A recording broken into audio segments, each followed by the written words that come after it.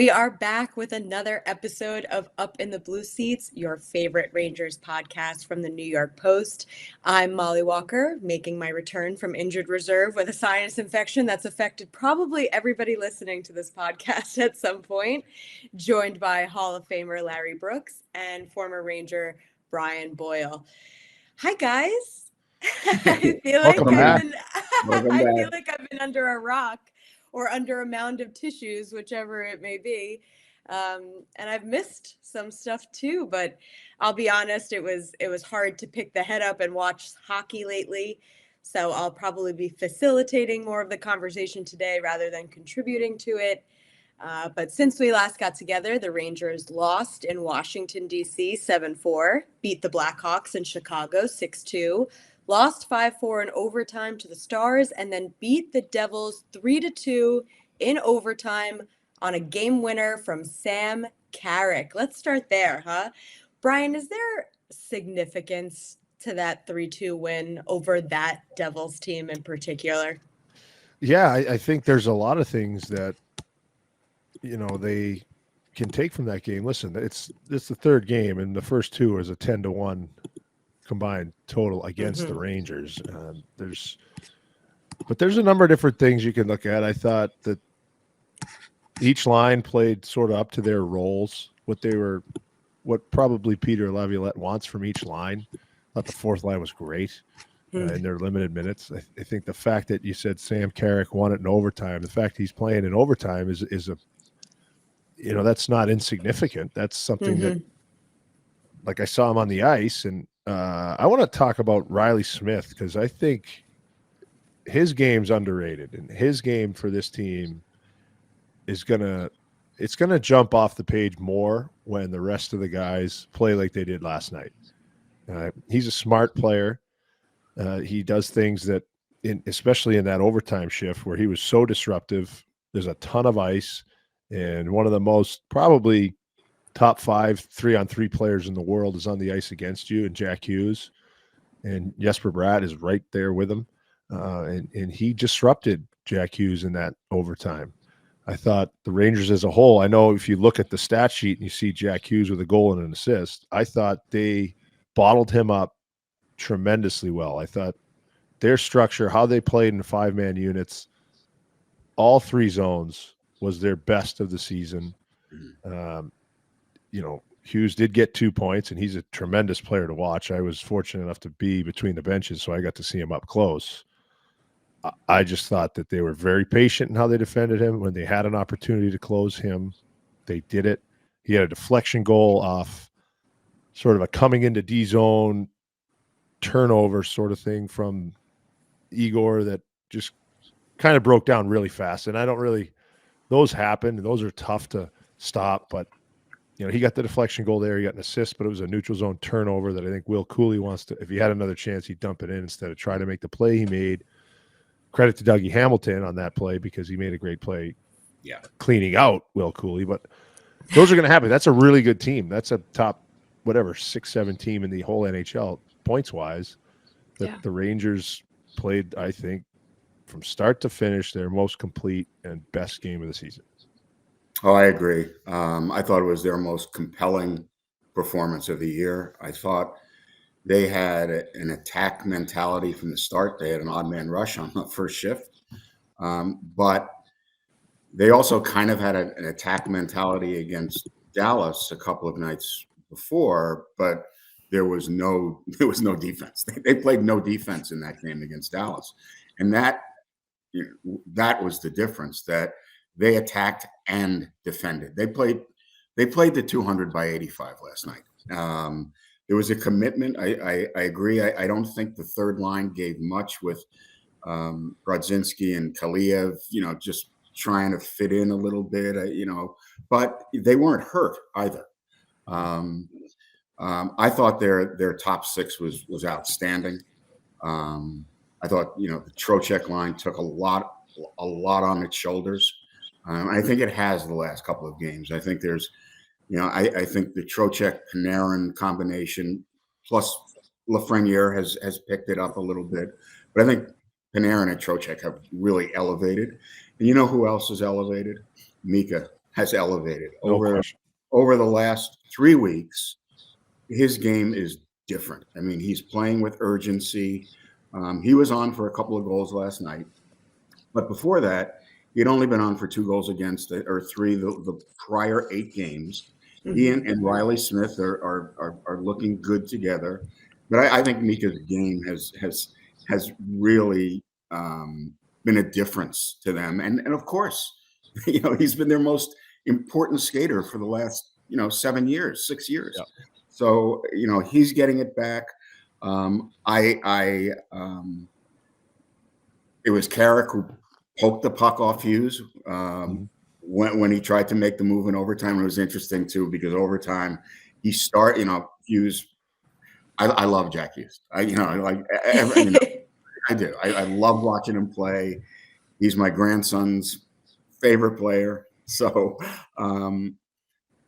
but he started the overtime and he stayed for like a minute 35, right? And then he came back out, he didn't sit on the bench too much, and he tried to make a move through Carrick, and Carrick tipped it to they come back the other way, and the puck's in the other net. So, I thought it was a very, very good night for the Rangers. A lot of players played well. I thought that Will Borgen was very good last night. I thought they defended hard, and they look like a team. They do. They look like a unit now. I think finally the junior high school stuff is behind them. I think that's over. I think they're going to the rink and they're committing to they're committing to being a team. They're trying to salvage their season. Where I think 3 weeks ago, there was very, very, it was just darkness. I think another positive, and I was thinking about this when I was thinking about early topics that I could write about. Larry knows what I'm talking about. But if you think about it, these last 2 overtime games are the first time that the Rangers have gotten to overtime since the second game of the season. Yeah. Just put that into perspective. I have to go back and look, comparatively speaking, to how many overtime games the team has had in the last couple of years over the same span. But I can say with confidence that it's got to be more. So the fact that they're even getting to overtime now, and I feel like overtime just shows fight in a team's game. It just shows, heart and fight, and something that I feel like we haven't seen with this Rangers team at all for a majority of this season. So I thought that the fact that they got a couple of overtimes games for the first time since the second game of the season is also pretty indicative of their game going on an upward trajectory right now. Well, it's also critical that if you're going to lose a game, you get a point out of it here and there. You cannot, like 4-15. It is almost impossible to be 4-15 in this league. It is. When you get 8 out of 38 points. Honestly, that's why they're if as poorly as they played, but of course this is why they were where they were. You need to get points out of losses. You can't get 8 points out of 38, and it's remarkable almost that they got only 8 points out of 38, and they're still like in the mix. And that's because they started 12-4-1, right? That did give them, it didn't give them a cushion, but it gave them a landing spot, a soft landing spot. So after 4-15, they're somehow, they're not buried. They're in the mix right now with 5 or 6 other teams. They have it's going to be a tough slog still. I mean, let's not forget that. As significant as last night's win was, the Devils now have won only 1 of their last 6, and this was the final game of a 6-game road trip and their first game back east. And when teams lose in that game, it's our first team, it's our first game back east. So they didn't exactly beat the 2000 Devils, but it was a significant victory for all of the reasons that we have that we have discussed so far. Well, but they could have beat the Devils in regulation. That was yeah, of course. I thought they played really well and well enough to. I think Markstrom was fantastic last night for the Devils, but he's been fantastic for them. Yeah. Especially every time he's played the Rangers. At least when I've seen him up close, he's been exactly what they've needed back there. He after take away the first maybe 8 or 10 games, he's been the best. I think he just looks like. I mean, Panarin's breakaway that he created himself was. I mean, it was electric hockey. I was loving it. But one thing I wanted to say about Mika, Larry, what you were talking about, excuse me, there was a power play in the second period where it wasn't going well for Mika. Excuse me. And I kind of wondered how the rest of the game was going to go. And he was fighting. And they took a penalty during that power play. And, it wasn't a great shift, but that happens. And then he came right back and it's like he wanted the puck and he wanted to create and he wanted to get through the middle. I thought there was a couple chances he could have shot more. He was deferring. But it was great to see him look sort of like him again. And, we've been critical of him, but they're going to go as far as he's going to take them. And the other thing about defending, I have to think the Devils watched the Rangers play Dallas because everything they were trying to do was get it low and make a low slot play in front of the net. And when they did get the chance, I thought Igor was awesome right in front. And then I thought as a unit, all five would clear. It looked dangerous and it wasn't. And then the last thing is these are the measurements I look at the first shift of the third period. And they were in their end for over a minute. Yeah. And nothing happened. And it looked to the point, it looked so dangerous at some points that Sam was even mentioning. It's like they're getting caved in. I'm paraphrasing. I'm using my own words, but and I just thought, no, like they're keeping everybody outside and nothing dangerous is happening. Yeah. And then the next 6 minutes were played in the Devil's end. So I just thought that was such a big step for them, regardless of what was going to happen in the game, because things can happen. Right. They're giving themselves a chance. They're playing the game that's coming to them in front of them. And then they took over. So if you're a fan of this team, and you probably are if you're listening, that was really, really encouraging. Yeah. And they played 62 and a half minutes, whatever it was. They played 60. I tried to ask a couple of guys about how much of an impact the first two humiliations had an effect on them. Did they talk? And they I sensed that there was a lot more there than they wanted to tell me. But I think I think their character has been tested, and last night was a very, very good night for them. Now they have to build on it. They have that's been the toughest part for them too, is building. Yeah, they have to. They're facing a couple of really good teams coming up, but that's the schedule. That's the season, and I think they go into this road trip with a pretty good platform. They will have to continue. They will have to continue to play well. I thought Brodzinski was good last night too. Again, that line had some issues creating, but I thought in the third period when Laviolette kind of cut down a little bit, Brodzinski was on the wing.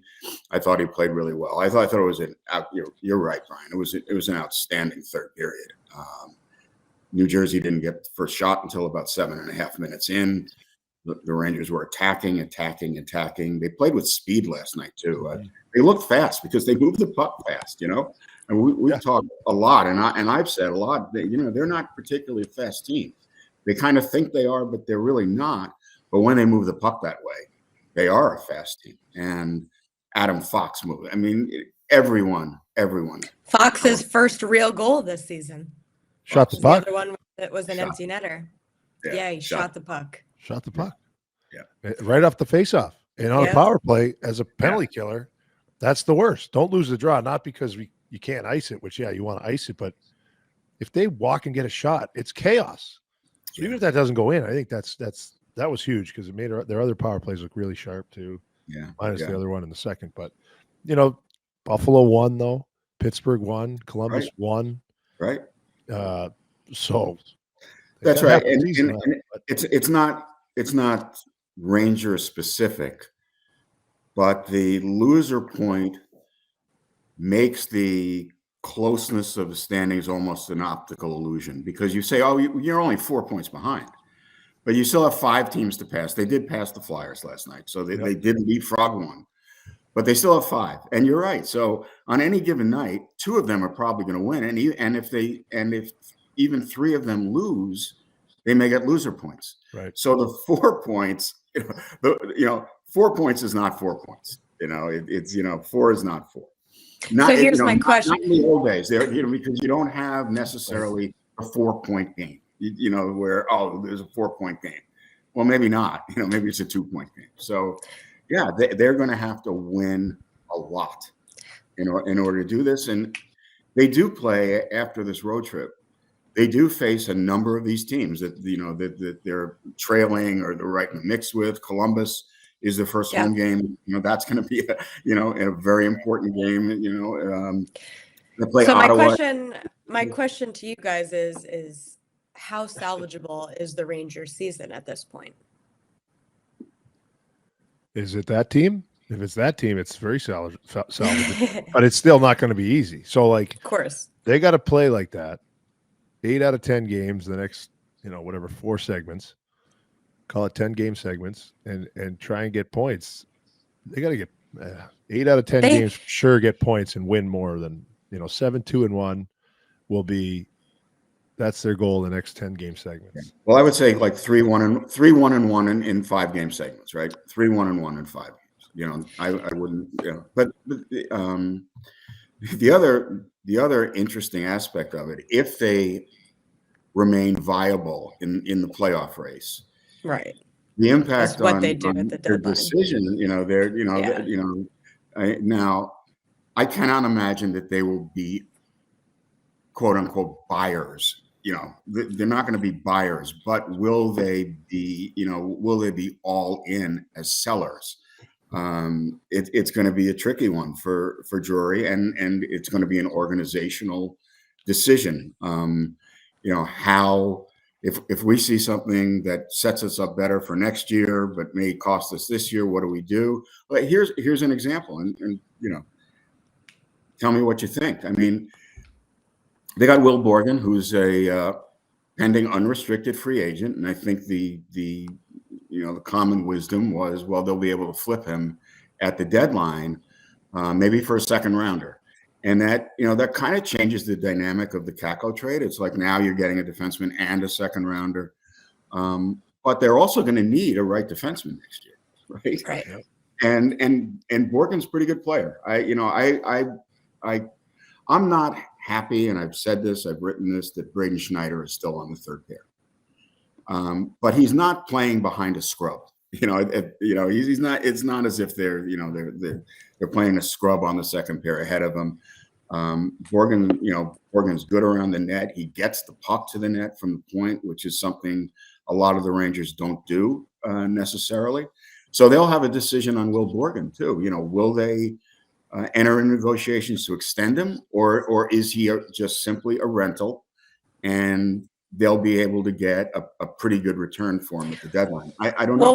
Well, hasn't there been a lot of talk about how a lot of teams were in on Borgen and a lot of teams like Borgen, so that probably played a role in it too, knowing that they could flip him for perhaps whatever they think that they can get. Right shot D, or you're not going to have an issue moving them. Yeah. Right. Yeah, there's a lot of interesting ways you can go about it. And for the Rangers, to your point, Larry, on the loser points and all these things, that can be a benefit to them if they focus on just trying to do what they did last night. It's don't even look at the scoreboards. Don't even look at the standings. Play good hockey. See what's up in a month. Try and finish January. February is very light. There's going to be a lot of speculation and a lot of time to think about what's next in February, because how many games do they play? 7 or 8? You have Right. the Well, Four this is Nations. 4 nations, right? Yeah. So where are they then? And this will be a big test because Vegas is a powerhouse. Yeah. They're bullies. Yeah, they are. So go out there and have this trip that a lot of teams seem to be struggling with. Well, they haven't won back to back. They haven't won back to back games since the middle of November, guys. Right, So that's where they need to start in my book. Yeah. So Brian, when if you were on this team and you know you were in the room the other day, and if I asked you, do you look at the standings?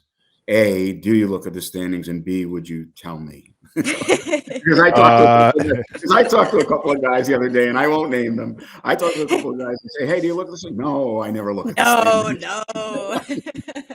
No. If I'm on a losing streak, I 100% am looking at the standings, be like, what is happening? Because that's a nice motivational tool, right? Like all the talk about where they were and what they were going to be, and you're looking up currently at Detroit, Montreal, Ottawa, Pittsburgh, Columbus, Boston, and you were a cup contender, I would look at the standings and I'd be like, boom, what are we doing, boys? Let's go. Let's have a practice here. But and then if we're near the top, I'd kind of peek at it once in a while. But I would be less inclined to look at it if things are going well. Yes. Because I really wouldn't care. It's first, second, third in my division. Like we'll beat anybody. That was like them last year where they actually owned first place in the Metropolitan Division. Yeah, but like, no, we're working at our game because wherever we fit, we fit. We think we can beat anybody is one thing. Now it's kind of like, yeah, we think we can beat anybody, but like, what happened in that Detroit game last night? Like, what are we? You know, so. Plus, I just watched a lot. And like to look at. I look at the West too. Like, who's good? Yeah. Well, we've got some injury updates too. There's been a few developments over the last week or so. Igor Shesterkin went on IR. He returned against the Devils. Chris Kreider is on injured reserve with an upper body injury, and Philip Hedl. Was it just last game that he missed, right? Or the last two? Yeah, just he left in Dallas. He left in Dallas, missed the Devils game. I mean, I guess to start with Chris Kreider, do we think that is, short term, long term, have anything to do with his back spasms? Thoughts? I honestly, I don't know if it's related to his back, but clearly he's been impaired this year, and if he can get right, they need to get him right. Yeah. They don't need to get Chris Kreider back in the lineup. They need to get the real Chris Kreider back in the lineup. And so if whatever ailment he's dealing with at this point, he needs to take enough time. They need to take enough time so that when he comes back, he's 100%. He's ready to go, physically, mentally. If they're going to make a push, then they need Chris Kreider. Let's face it. But they need the Chris Kreider from last season. They need the Chris Kreider from the playoffs. They need the Chris Kreider who scored, who's the best power play net front guy in the NHL. That's the Chris Kreider they need. They just don't need him to go out and play. They need him to be a very effective player, the same way as as Zibanejad. There's been so much talk around them for years now. They've been such a positive influence for so many years, and this has been such a difficult 3 months for the team and for them, both as individuals and as a pair. And I think maybe Mika's elevation will have an impact on Chris when he comes back. But Chris is one of the is a big time Ranger. Mika's been a big time Ranger for 7 years, and so I hope they can. I hope they're more represent. Their performances are representative of their careers, not of the first 3 months of the season. Yeah, and I'll just say I've gone through the back stuff, and you think you're all right, and it's not a pain tolerance thing. It's just a debilitating thing, and I don't know if Yeah. this is what it is. I have not, I haven't spoken to him about his injury at all. So I just think that it's really hard. Reactionary things they're compromised, and he's such an explosive skater and player. I know he gets a lot of his stats from around the net, especially on the power play, but he creates a lot of space for his line mates when he's going fast in straight lines. And yeah, that's hard to do. And the game's reactionary, and it's tough. So I've gone through it. There's ways to fix it, and then you feel great, and it takes, a couple weeks. Yeah, I feel great, but it takes a couple weeks to actually sort of heal up like it's supposed to, where you can actually react. Like, your body's a funny thing. It protects itself, especially when you start spasming. And God, I hate back injuries. Yeah, and he gave us a pretty detailed history as well earlier this season when he missed those couple games I'd with love the to back compare spasms. notes. I'd love to see, because there's a file, right? You have a file that follows you around, and like, the longer you play, I mean, everything's on there. You block a shot and get a bruise. If you get treated, they put it in the file. So extensive, yeah.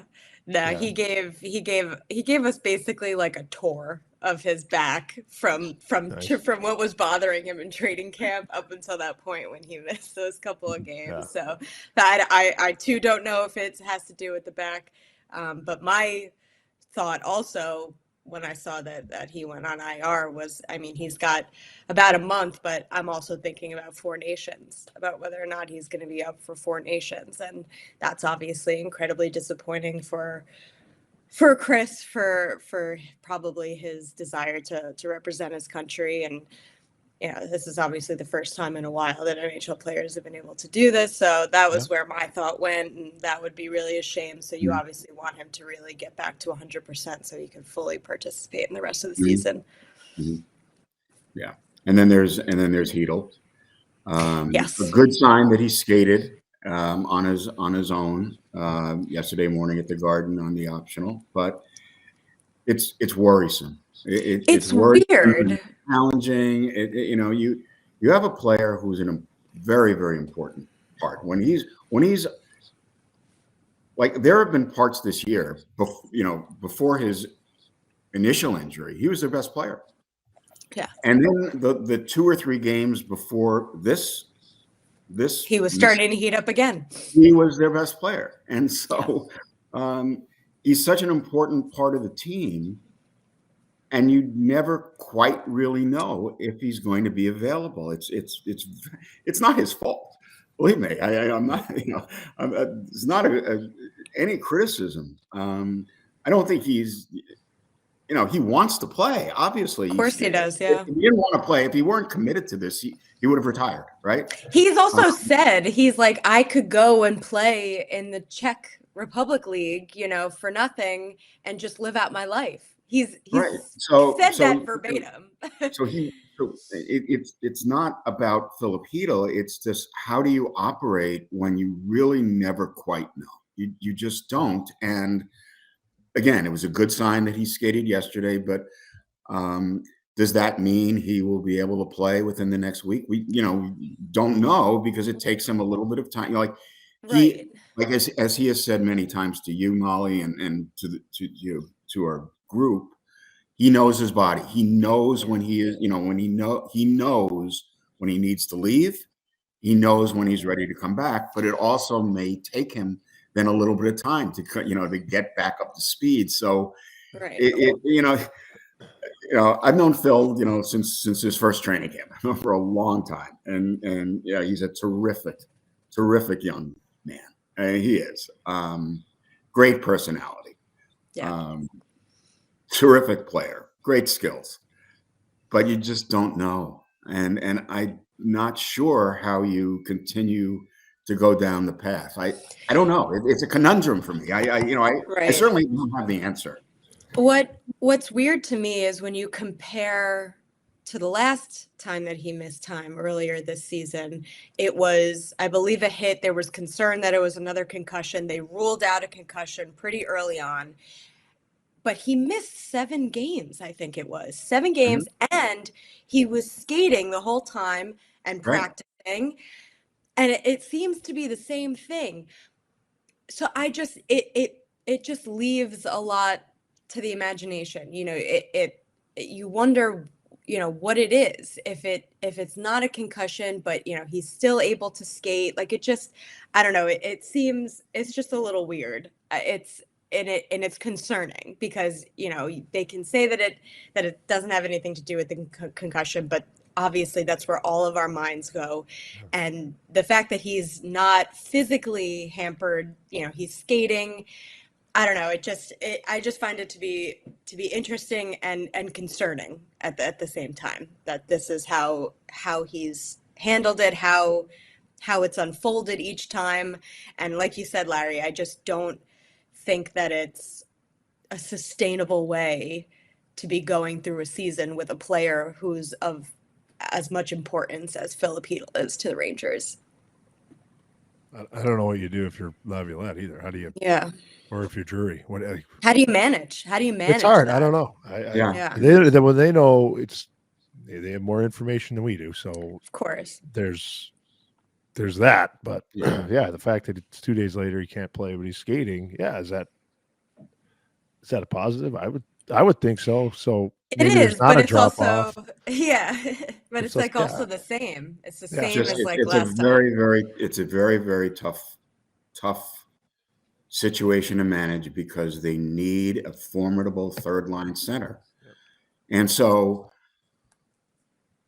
just talking hypothetical, just fantasizing here, it's possibility that Dylan Cousins can be, is on, will be traded. Everyone likes Dylan Cousins, but, let's not talk about the return at this point, but could you trade for Dylan Cousins? Well, where's he going to go? You've got Zibanejad, right? You've got Trocheck, and you've got Chytil. So, but maybe you don't have Chytil. And certainly, Phil, I don't think, and I was talking about this last summer with someone about his trade value, and I said, how could a team trade for, give anything of value back for Filip Chytil when 8 games into his season he might, he may be concussed again. So I don't think any team would trade for, would look at him as to trade for him. So the Rangers have him, and it's just it's a very challenging position. It's a very difficult position, and I'm sure it weighs on Phil all the time. I don't know how he really goes out there and plays. It's just it's fascinating. It's fascinating, and I wish it weren't. I just I wish it was the guy who went out and played, because there's so much to his game. He's also signed through the next 2 seasons. You could trade him with conditions, but it's also then I think you want him well and have him play. You want him to do well for you too. The chances, that's the Rangers' luck. Which is what I think everybody always talks about that when the Rangers have a player they're thinking about moving on from. Oh, well, it'd be their luck he'd go and become an absolute stud. So it's a lot to consider, and it'll be really interesting to see how the Rangers navigate it going forward and what happens with Chytil in general. I think we all just hope that he stays on the ice. Right. And again, that's obviously the wish. Yeah. And again, they don't need Chris Kreider. They need the real Chris Kreider. They don't need Filip Chytil. They need a healthy Filip Chytil. So, that's also, part of the equation going forward. All right, real quick, last 2 things before we wrap up here. Rangers have a new face in the room, Arthur Kaliev. Is that how you pronounce it? Yep. Kaliev? Nailed it. Thank you. All I had really seen and heard is he's a shoot first guy. So I think that's a solid pickup for the Rangers in that in that realm. What are your guys' thoughts on the addition? I mean, they scooped him, right? He played 5 games this Waivers. year. Yeah, 5 He was games in the hurt, American I League. think. Yeah, he He broke was his hurt. collarbone. Yeah, clavicle. Yeah. Is that different? I don't know. I'm not sure. I always thought that was the same thing, but I It obviously probably is. It I don't probably know. is. I had just read clavicle. Yeah, high pick. He scored some goals. Obviously, there's probably some holes in his game. He's born in Uzbekistan. That's a thing. And grew up in Staten Island, right? Right. Staten Island. Right. Yeah. Rick Nash is his favorite player. Nash. Really? Listen, it's a no risk. Yeah. Right. Perhaps some sort of reward move. They're down a couple of players now, so I didn't even see where. And it also, it creates some competition when guys come back. There's nothing wrong with that. They've also added Rempe back into the mix, and I don't think he's going to play every game, but I think he'll be in there a meaningful amount of the time. And I think he did have an impact, in his limited minutes last night. And as I wrote, the impact was that the Devils dressed Curtis McDermott for the second time since December 14th. They got him simply to be a Rempe antidote. They did. That's the only reason they got him. So he played sparingly this year. They dressed him last night because Rempe was in the lineup. And McDermott picked up an interference penalty in the offensive zone right in front of the net, and the Rangers went back, and that's when on the power play Fox scored. So that was the Rempe effect, that the Devils dressed someone who's not in their regular lineup. So he did have an impact in that game. He did, and I thought his I wasn't there, unfortunately, because I enjoy talking to Matt. I think he's a very intelligent young person. And he talked on Wednesday about how he would need to, how he knows he's a marked man. And marked man. And he knows that if something like Heiskanen happens again, or even, Siegenthaler from last year happens again, he's out. He's done. And I think he appreciates that. And I think you'll see a more responsible Matt Rempe, but I think he still is going to have a major impact on the team. I want him in the lineup. Yeah, I don't think it's anything more than he's trying to catch himself when he's flying down the ice. Yeah, the east-west hits. Yeah, trying to catch you can see the he wheels turning. Yeah, and it's like, all right, keep your hands down. You're gonna run into the glass, just absorb it with your shoulder, because then you're gonna be fine. I thought again, that line. You're right, Larry. That line was great, and that penalty was such a bad penalty to take for Curtis McDermott. Like there was no reason to cross-check Lindgren in the back into Igor. Right. And when you guys are on the ice, the antennas are up for everyone in stripes. Yeah. But it was all business. There wasn't a lot of chatter. There wasn't a lot of yelling back and forth between the big guys. There was some words just from some skilled guys, but nothing.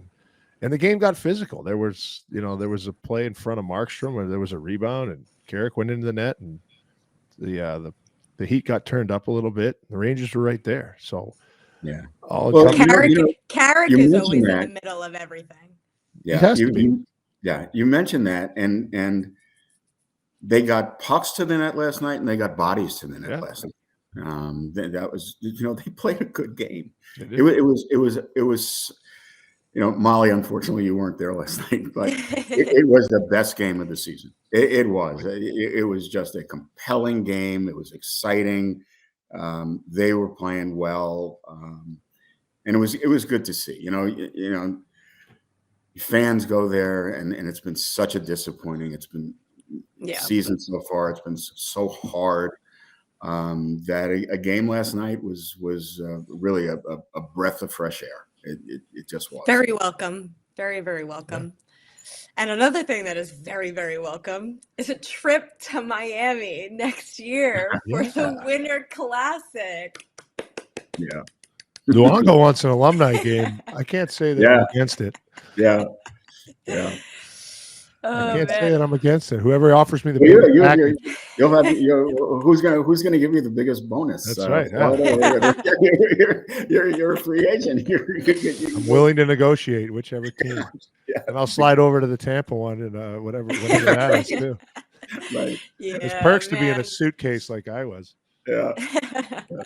Yeah, that'll be awesome though. That'll be so much fun. Panthers, Rangers, and then was it Lightning, Bruins?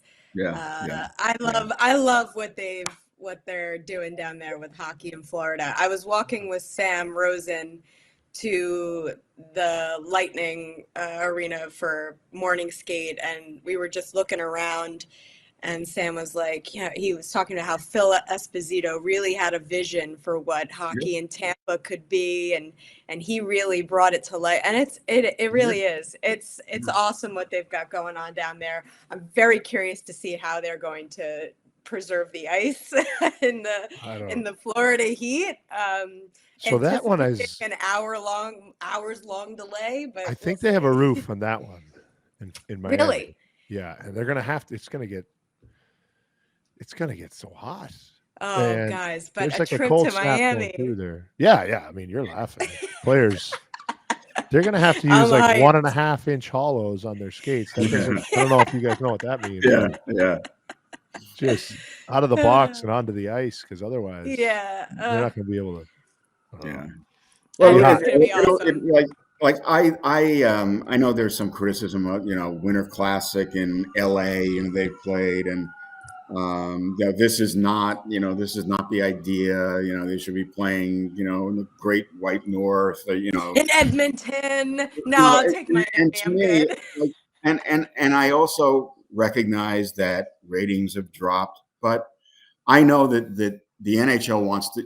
It's a national event, but I have always thought at these outdoor games, whether it's the Winter Classic, stadiums, whatever they call it, I've never seen there are no empty seats. Yeah. The fans love it. They do. I do too. But what's not to love? It's still like, okay, so the national ratings are down. So what?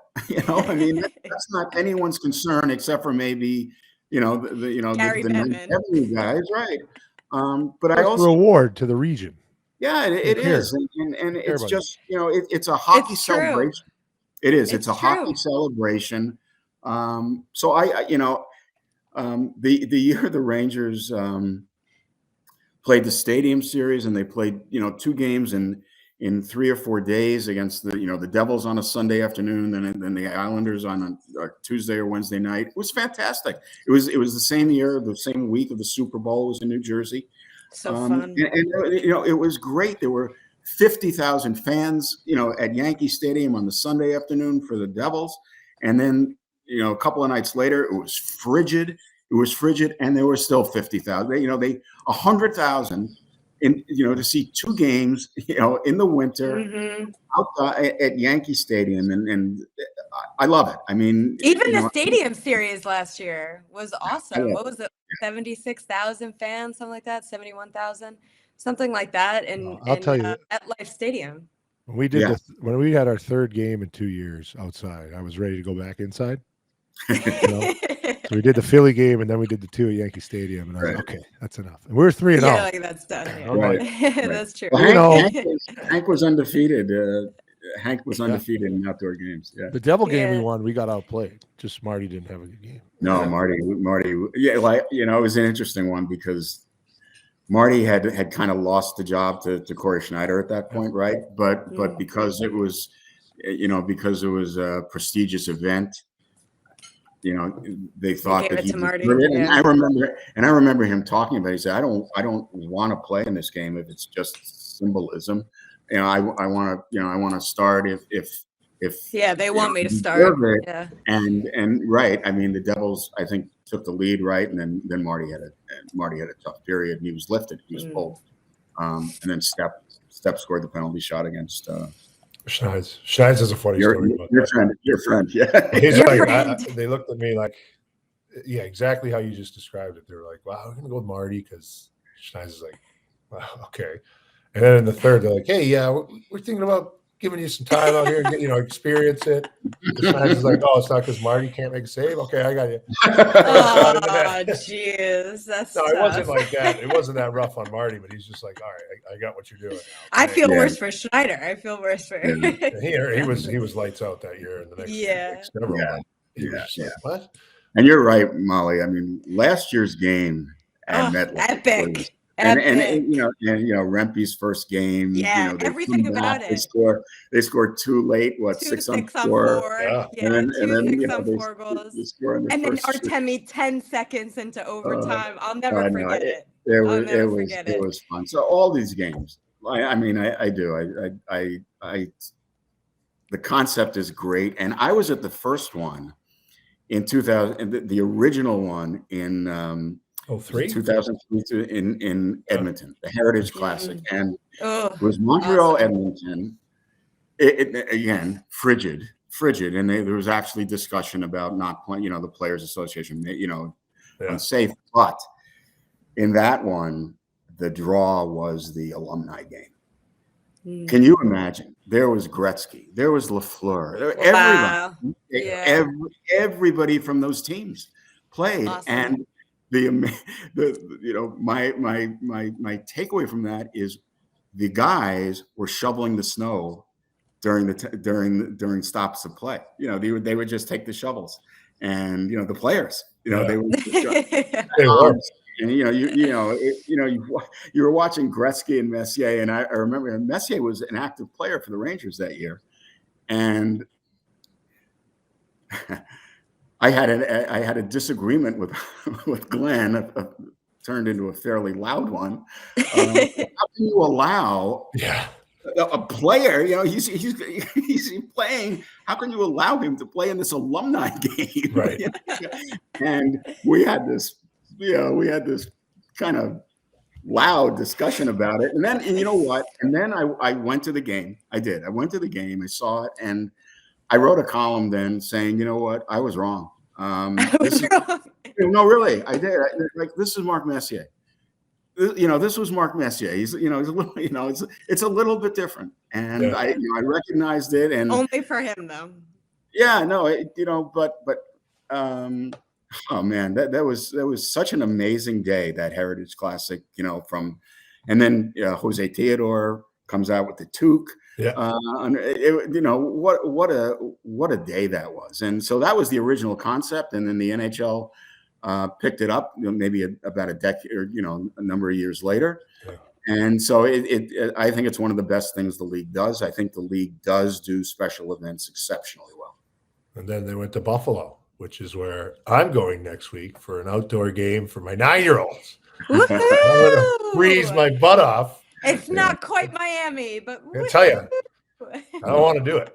Well, I had an outdoor game with my grandson at Greenwich the other day. It was cold enough, believe me. Yep, I'll take Miami over Buffalo or Greenwich. Sorry, I'm already thinking about what I'm packing for that trip. That's for sure. That'll be a good one. All right, well, this is a nice long episode. Thank you all for listening, as always. If you want, you could leave us a comment down below. Let us know what you think about the Rangers playing in Miami. And if you think that the Rangers are starting to turn around the season, give us a thumbs up too. And we'll talk to you guys again next week.